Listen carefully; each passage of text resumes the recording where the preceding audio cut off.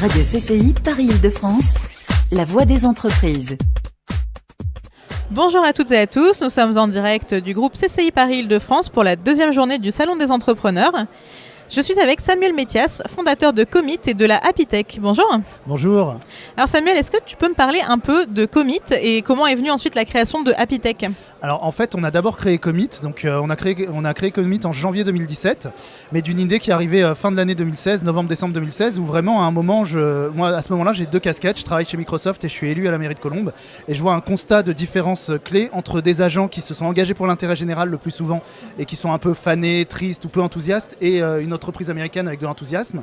Et là, je me suis dit, il y a quelque chose à faire, et ce qui m'a sauté aux yeux, c'est l'accès à la technologie entre une mairie et Microsoft, c'est un peu le 18e et le 21e siècle, j'ai envie de dire. Et là, je me suis dit, il y a un aspect technologique. Donc l'idée de Commit est venue de là, comment la technologie, et notamment l'intelligence artificielle, peut être mise au service du bien-être en connectant les gens, parce que le bien-être, c'est d'abord de se connecter les gens et qu'ils fassent des activités ensemble. Donc on a créé une IA qui connecte les gens pour faire des activités ensemble. On a lancé la boîte le 10 janvier, on a eu des clients, on a été sélectionné pour Vivatech. Au moment de la sélection Vivatech, en fait, on nous a dit, il faut que vous soyez dans la French Tech. Alors quand on a voulu être dans la French Tech, on nous a demandé dans quelle catégorie nous étions. Donc on n'était ni FinTech, ni FoodTech, ni HealthTech, ni AssureTech, ni tout ce que vous voulez. Donc on a décidé de créer la catégorie de l'innovation technologique au service du bien-être, qui a été la Happytech, qu'on a présenté sur le salon Vivatech, que j'ai présenté au président de la République Emmanuel Macron et à la ministre du Travail Muriel Pénicaud. Et c'est comme ça que le collectif s'est lancé. La presse s'est saisie de la question. On a eu un écho à l'international avec des gens qui nous contactent et aujourd'hui on lance la Happytech qui est née à Paris avec sa capitale, à Montréal, à Bruxelles, en Finlande, à Berlin, à Londres. Donc voilà un petit peu d'où ça vient, c'est la technologie au service du bien-être au travail. Et alors le digital au service du bien-être, concrètement tu as des exemples comment le digital peut aider les employés à être plus heureux ? Alors en fait, le digital en soi seul ne peut pas aider les salariés à être plus heureux. Ça doit arriver en support, en outillage d'une démarche plus globale. Par contre, c'est un super moyen de concrétiser cette démarche et d'avoir des outils au quotidien. Quelques exemples, créer du lien. Commit, je vous le disais à l'instant, c'est faire des activités ensemble. Il n'y a pas de secret. Quand on veut créer du lien pour se sentir mieux et être heureux avec les gens avec qui on travaille, il faut faire des activités ensemble. C'est mesurer. Il y a un certain nombre d'applications comme ZestMeUp, Loomatoire qui peuvent mesurer au quotidien un petit peu est-ce qu'on est bien ou est-ce qu'on n'est pas bien. Et puis c'est tout ce qui est autour de la santé, des objets connectés. MyBrain, qui est une start-up de la Happytech, qui a gagné le prix innovation au CES de Las Vegas, c'est un casque connecté qui permet de mesurer les ondes cérébrales pour savoir quand est-ce qu'on se relaxe le mieux.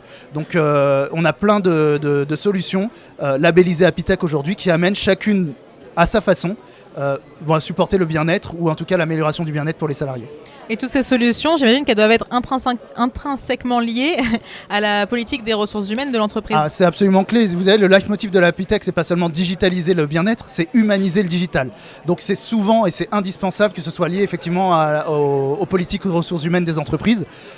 Parce que vous avez une politique de ressources humaines attractive, parce que vous avez une vraie politique pour le bien-être des salariés, vous recrutez mieux, vous recrutez plus facilement et vous recrutez de plus haut potentiel. Alors du coup, j'imagine que c'est quand même lié aussi aux valeurs que toi tu véhicules. Et les valeurs d'un dirigeant d'entreprise, c'est important pour la culture interne ? C'est absolument indispensable. Moi, je pense que peu importe d'où viennent les valeurs sont clés, mais évidemment qu'elles sont impulsées quelque part par les fondateurs, par les dirigeants de l'entreprise. Évidemment que celui qui a fondé une entreprise l'incarne quelque part et ces valeurs se retrouvent dans la culture de l'entreprise. Après, c'est pas à sens unique, c'est pas que les fondateurs. Je pense qu'effectivement, ça peut venir de n'importe où et les salariés doivent se les approprier, les vivre et les faire grandir. Donc les valeurs de l'entreprise, la culture de l'entreprise, c'est tout le monde. Mais effectivement, il y a une impulsion quelque part qui vient forcément à un moment de la direction qui doit les vivre en premier. La notion d'exemplarité, elle est absolument clé. Pour finir, tu aurais quelques conseils pour les dirigeants d'entreprise afin de rendre leurs salariés plus heureux ? Alors, les dirigeants d'entreprise, déjà, il faut que vous compreniez, tout le monde ne le comprend pas, comprenez que des salariés plus heureux, plus engagés, c'est un bénéfice pour l'être humain, pour la boîte, pour la culture et pour l'économie et la puissance économique de votre entreprise. Et donc investissez dedans, le retour sur investissement est incroyable, croyez en vos salariés parce qu'ils sont formidables et ils vous le rendront au centuple. Et puis lancez-vous, vous êtes des entrepreneurs, vous prenez des risques, vous avez lancé votre entreprise, donc misez sur l'humain parce que c'est ce qu'il y a de plus beau dans l'entreprise. Merci beaucoup Samuel Métias. Je le rappelle, tu es fondateur de Commit et de la Happytech et nous sommes en direct du Salon des entrepreneurs. Merci à vous. Radio CCI Paris-Île-de-France, la voix des entreprises.